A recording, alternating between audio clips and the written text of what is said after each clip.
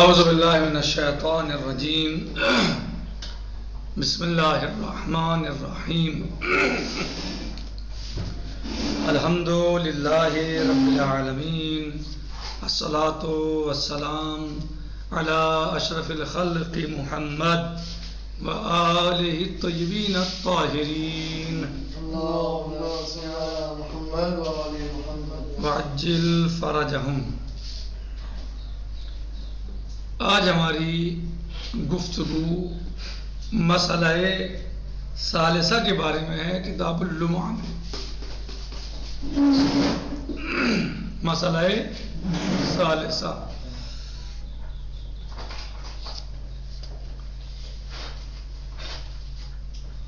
کہہ رہے ہیں کہ الثالثہ یعنی المسئلۃ الثالثہ۔ آج ہم بیر اور بالوا کے مسائل کو تمام کرنے کے جناب آواز نہیں آ رہی۔ مسئلہ ثالثہ میں داخل ہو رہے ہیں اور مسئلہ ثالثہ کو پڑھ رہے ہیں۔ کہہ رہے ہیں کہ المسئلۃ الثالثہ، مسئلہ ثالثہ، النجاسہ جنسہا عشرہ، نجاست 10 ہیں، نجاست 10 ہیں، 10 چیزیں نجس ہیں۔ کہہ رہے ہیں کہ البول والغائط من غیر المأکول لحمہ بالاصل او العارض، پیشاب اور پیخانہ اس جانور کا کہ جس کا گوشت نہیں کھایا جاتا، بالاصل چاہے اس کا گوشت اصلاً نہ کھایا جائے، او بالعارض یا عارض کی وجہ سے نہ کھایا جاتا ہو۔ پیشاب اور پیخانہ ہر اس حیوان کا نجس ہے کہ جس کا گوشت نہیں کھایا جاتا، چاہے گوشت اس کا اصل اعتبار سے نہ کھایا جائے یعنی حرام ہو، اصل طور پر حرام ہو، یا کسی عارض کی وجہ سے اس کا گوشت کھانا حرام ہو گیا ہو۔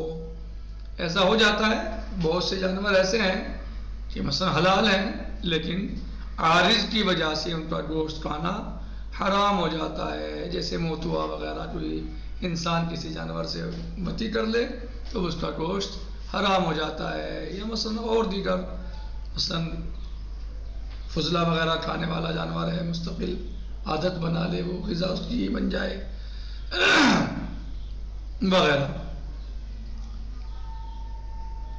تو اصل کیا ہے؟ جیسے مثلا کتے کا کھانا حرام ہے، یا اس کے علاوہ مثلا اور شیر کا کھانا حرام ہے، صحیح، بہت سارے پرندوں میں کوا حرام ہے، یا مثلا چیل حرام ہے، طوطا حرام، بہت سارے جانور ہیں، یعنی پرندوں میں بھی اور غیر پرندوں میں بھی، یعنی کہ جو حرام ہیں۔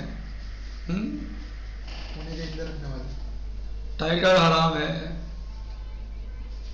شیر حرام ہے، کتنے جانور حرام، بہت سارے جانور حرام ہیں، تو یہ بالاصل حرام ہے۔ لیکن اگر کوئی ایسا جانور کہ جو حلال بھی ہے، جس کا کھانا جائز بھی ہے، وہ بھی اس پر کوئی ایسی چیز عارض ہو گئی کہ جس کی وجہ سے اس کا گوشت کھانا حرام ہو جائے، تو پھر اس کا بھی پیشاب پیخانہ نجس ہے۔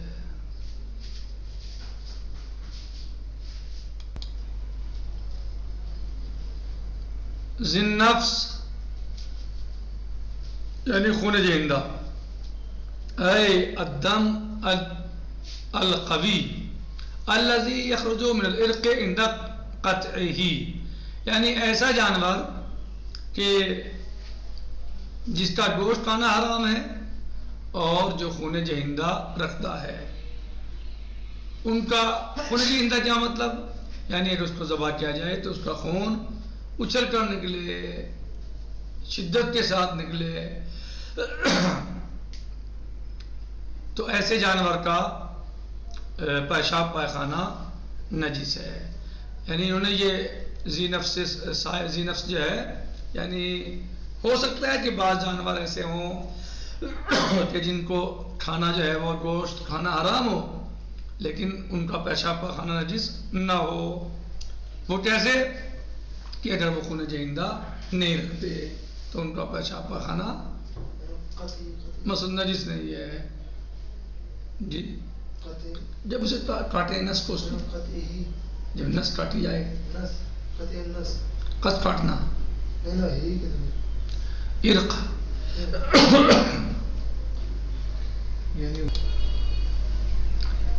ایسے جانور بھی ہیں نا کہ جن کا گوشت تو کھانا حرام ہے لیکن وہ خون جہندہ نہیں رکھتے، تو ان کا کیا حکم ہے؟ ان کا پاک ہے.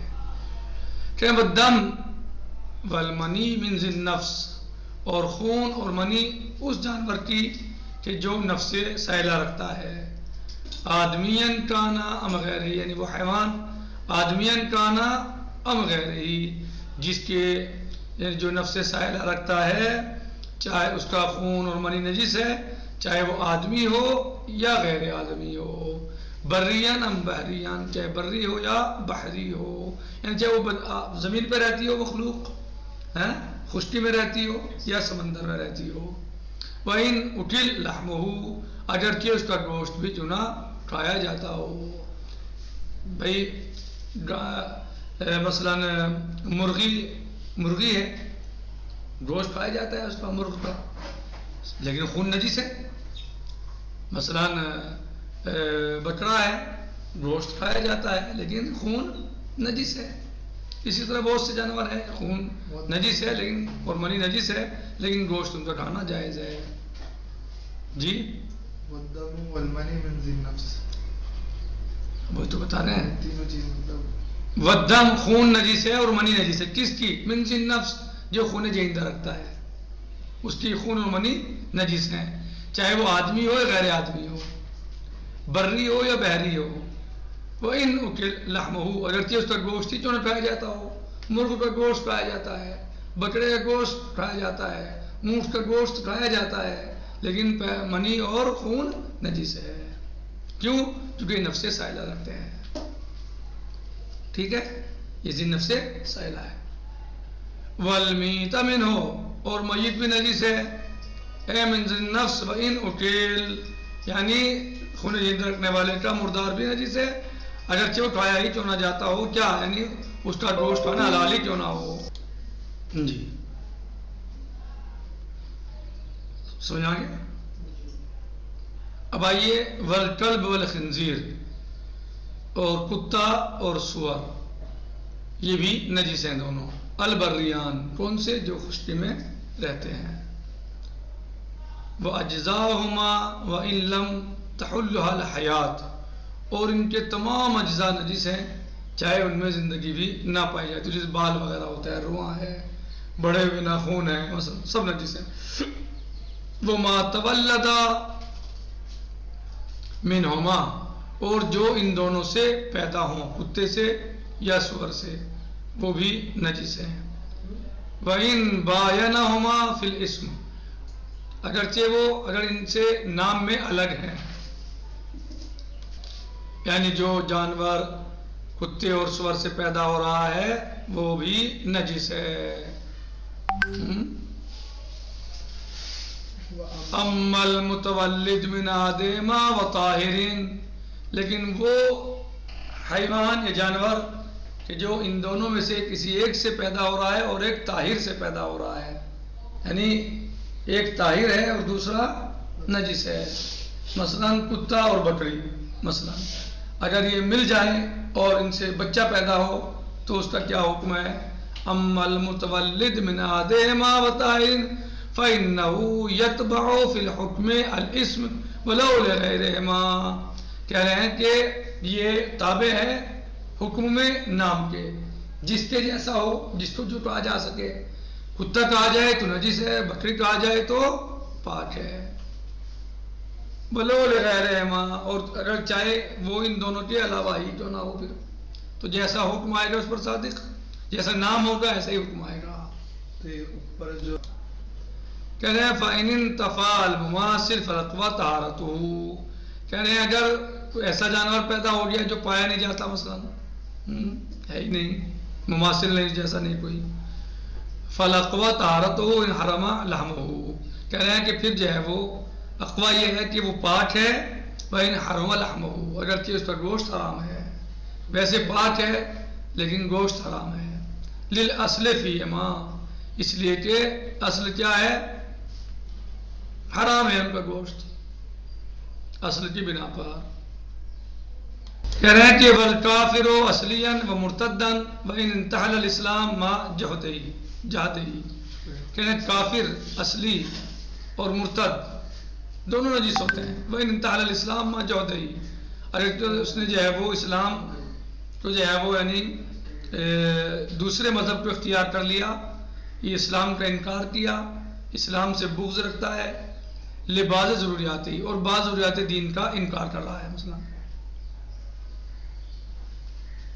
بعض ضروریات دین کا انکار کرنے والا بھی اسلام سے خارج، بالکل خارج ہو جاتا ہے۔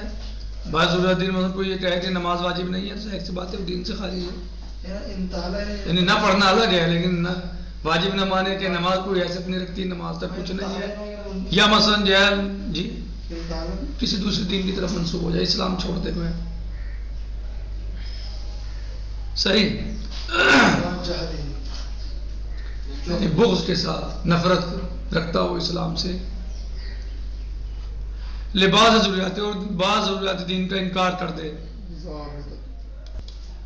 وہ ضابط ہی، اور جو دین کا ضابطہ ہے، جو دین کا اصل ہے، ان چیزوں کا انکار کر دے، من انکر الہیہ و رسالہ، مثلا کوئی انکار کر دے الوہیت کا یا رسالت کا، محمد صلی اللہ علیہ وسلم کی رسالت کا انکار کرے، اور بعض معلوم ثبوت من الدین، یا بعض ان چیزوں کا انکار کر دے جو دین میں ثابت ہیں ضرورتاً، جیسے نماز، روزہ، حج، زکوٰۃ وغیرہ، خمس، صحیح، جو ان کا انکار کر دے ضروریات دین میں سے، تو کیا ہے وہ انسان کافر ہے، اور کافر کیا ہوتا ہے، نجس ہوتا ہے،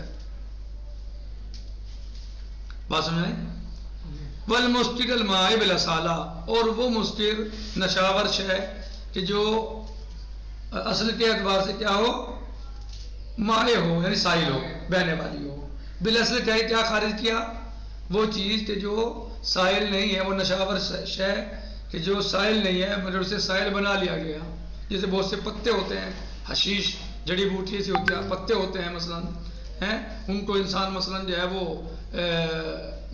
پیس کے کوٹ کے بعد میں اسے مثلا سائل بنا لے کسی طریقے سے، تو وہ نجس نہیں ہے، لیکن جو اصل میں سائل ہے، نشاور شے ہے، جس کا یعنی جو بہنے والی ہے، وہ نجس ہے۔